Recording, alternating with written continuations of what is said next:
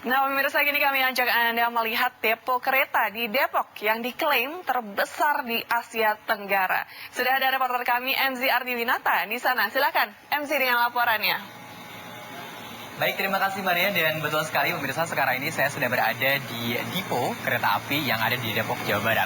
Jadi depo ini merupakan tempat untuk menyimpan serta untuk melakukan perawatan rutin bagi kereta api, juga untuk melakukan perbaikan-perbaikan ringan.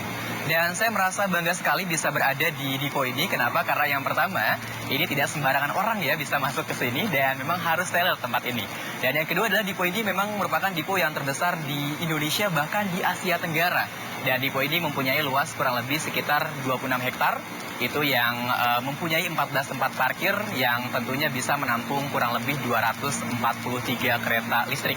Dan juga di belakang saya, ini tentunya ada tempat perbaikan yang punya panjang kurang lebih 1,3 km dan lebar juga 200 meter. Dan memang perawatan-perawatan yang dilakukan setiap harinya di sini memang rutin, seperti perawatan pengecekan mesin, lalu juga bawah rel, atau bahkan juga tentunya pengecekan atau mungkin sekedar pembersihan ini yang ada di dalam kereta. Nah, berbicara mengenai soal depo kereta api listrik yang ada di Depok, depo ini merupakan depo yang diresmikan pada tahun 2008 itu oleh Presiden Susilo Bambang Yudhoyono dan menghabiskan biaya kurang lebih 250 miliar. Dan tentunya di sini pemirsa, ya ini depo ini memang setiap harinya melayani perbaikan-perbaikan yang merupakan kereta dari Jabodetabek. Dan tentunya di belakang saya, ini kebetulan juga sedang ada perbaikan rutin yang dilakukan oleh teknisi ya dari depo kereta api listrik Depok. Oke, nah ini dia. Dan kebetulan juga di samping saya ini sudah ada Direktur Umum ya. Ini kereta komuter lain Jabodetabek, Bapak Fadilah. Selamat malam, Pak. Malam. Selamat malam. Bapak bisa lihat sebelah sini. Nah, gitu. Pak Fadil, ini kira-kira apa yang lagi dilakuin ya Pak Fadil? Tengah malam ngecek mesin, ini apa yang dilakuin ini? Ya, jadi ini kegiatan rutin yang kami lakukan untuk menjamin kereta itu tetap andal. Jadi memang kita melakukan daily check harian. Jadi ada 9 tempat, salah satunya di sini. Jadi satu kereta membutuhkan waktu kurang lebih 45 menit untuk perawatan harian. Untuk perawatan harian seperti itu ya. Ini yang biasanya memang dicek apa saja nih Pak? Pengereman, AC, lampu, semua yang kita cek. Semua dicek setiap hari seperti itu ya, oke. Ya baik, dan tentunya nih Pak, sebelum nanti kita berbincang lebih jauh ya mengenai perawatan kereta listrik seperti apa, sebelumnya kita akan kembali terlebih dulu kepada Maria di studio. Pemirsa, beredar wacana kenaikan tarif kereta komuter Jabodetabek hingga 50% pada November nanti. Kembali bersama MZ Ardiwinata, kita di Depok, Jawa Barat. Silakan, MZ. Iya, betul sekali Maria, dan juga pemirsa, ini beredar wacana kenaikan KRL pada bulan November nanti itu sekitar 50%. Nah, apa yang menjadi penyebabnya?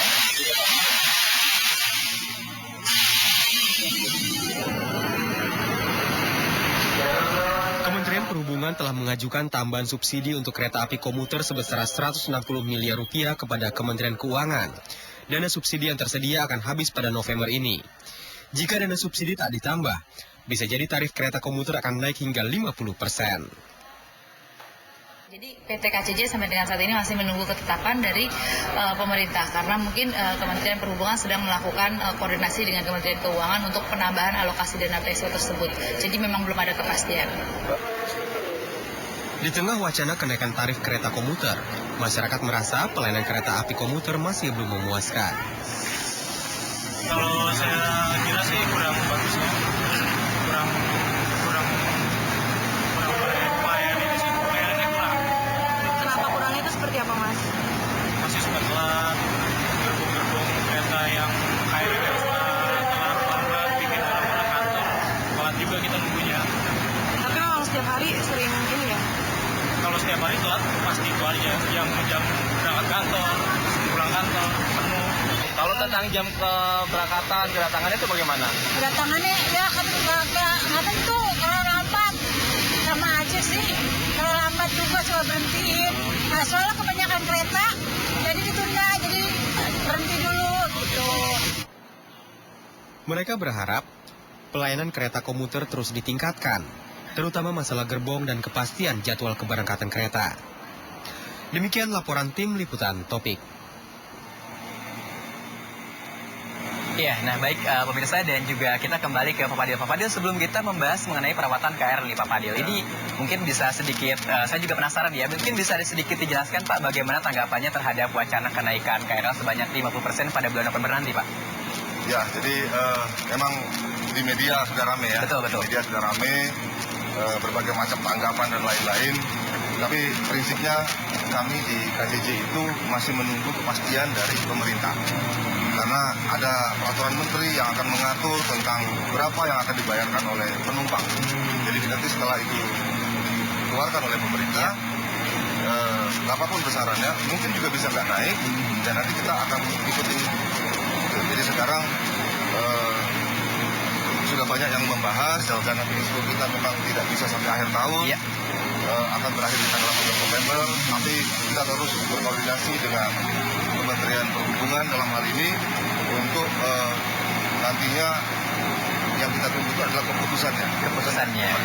Oke, nah ini kira-kira itu akan berlangsung kapan nih Pak? Apakah mungkin di akhir Oktober kah atau bahkan mungkin? Kita berharap sebelum November sudah ada kepastian, sehingga bisa memberikan kepastian kepada penumpang kami juga. Oke, nah ini ya, terus yang kedua Pak, berbicara mengenai soal pelayanan kepada masyarakat tentang KRL Pak. Masih banyak masyarakat yang setidaknya mengeluh ya tentang mungkin pelayanan, entah itu menunggu yang lama atau bahkan di dalamnya berdesak-desakan. Ini kira-kira bagaimana tanggapannya Pak? Dan mungkin ada rencanakah untuk memperbaiki fasilitas tersebut?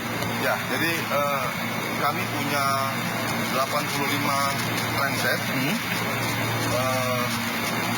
Dari 85 transit itu yang kita operasionalkan 75 transit, 75 kereta api ya. Jadi itu sehari.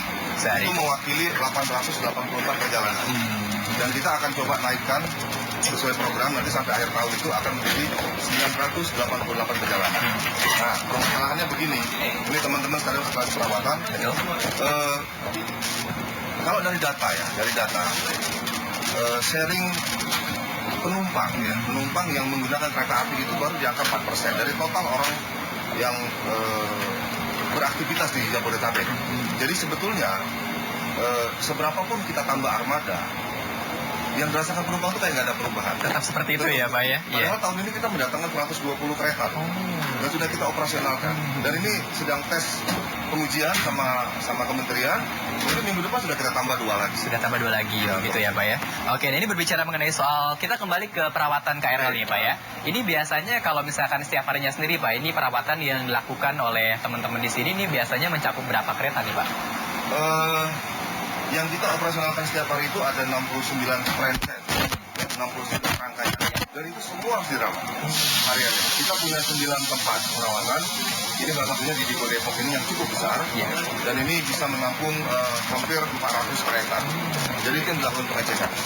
Kita mengerahkan hampir 320 orang dalam satu terus perawatan. Oke, nah ini biasanya kerusakan apa nih Pak yang sering kali ditemukan? Apakah itu memang faktor dari penumpang juga atau bagaimana? Ya, jadi kalau dalam daily check itu biasanya ya itu misalnya kursi ada yang sobek, gitu kan? Atau kaca-kaca film ini ada yang sobek, itu langsung kita perbaiki. Atau bahkan mungkin ini sering hilang. Oh ini ya, pegangan tangannya ya Pak? Jadi ini yang selalu kita lengkapin, dan sekaligus pengecekan AC-nya, elektrifikasinya, fungsi pintu, semua kita cek. Oke, nah tadi saya juga melihat teman-teman yang sedang maintenance di Pak perbaikan ya. Ini kan memang kereta dari Jepang dan didatangkan langsung dari sana begitu ya Pak. Nah ini kira-kira suku cadangnya sendiri memang didatangkan langsung kah? Masih impor atau mungkin kanibal gitu ngambil atau udah ada dalam negeri nih Pak? Enggak, kalau kanibal enggak. Enggak ya? Kita kan enggak barang ini safety ya. Komposisi spare part kita hampir 70% itu kita masih dari impor. 30% dari lokal ya. Dan kami terus bekerja sama dengan pabrikan-pabrikan Jepang untuk mendatangkan spare part. Tahun ini kita akan mendatangkan 1.200 roda. Belum kompresor, belum engine dan lain-lain. Kita datangkan seperti itu ya. Oke, baik, terima kasih Pak Fadil atas penjelasannya. Sangat membuat saya benar-benar lega sekali. Akhirnya tahu juga mungkin pemirsa di rumah. Ini juga pemirsa di rumah pasti sudah tahu bagaimana perawatan KRL, terus juga tadi apa ya, mengenai soal wacana dan juga mengenai fasilitas pelayanan yang nanti akan ditambahkan oleh kereta api untuk kereta api listrik ini wilayah Jabodetabek. Baik, terima kasih banyak Pak Fadil. Selamat malam dan ya pemirsa, kita kembali ke studio bersama dengan Maria. Terima kasih MC atas laporan Anda.